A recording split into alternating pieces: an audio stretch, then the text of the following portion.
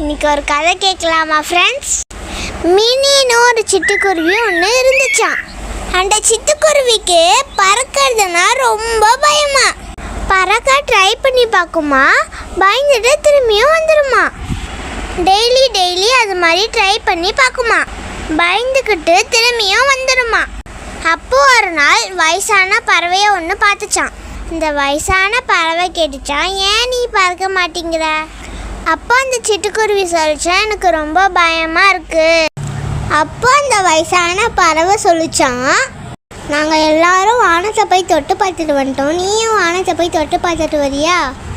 வானத்தை போய் தொட்டு பார்த்தா எவ்வளோ சந்தோஷம் கிடைக்கும்னு தெரியுமா உனக்கு? அப்படின்னு சொன்ன உடனே அந்த சிட்டுக்குருவிக்கு போய் தொட்டு பார்க்கலாமேன்னு ஆசை வந்துருச்சான்.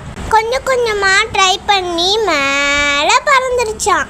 சந்தோஷமாக வானத்தை தொட்டுடுச்சான். சந்தோஷமாக தினம் பறக்க ஆரம்பிச்சிடுச்சான். உங்களை நீங்கள் நம்புங்க, எப்பவுமே ஹார்ட் ஒர்க் பண்ணால் உங்களால் அச்சீவ் பண்ண முடியும். ஓகேவா ஃப்ரெண்ட்ஸ்? அடுத்த கதையில் பார்க்கலாம். பாய்.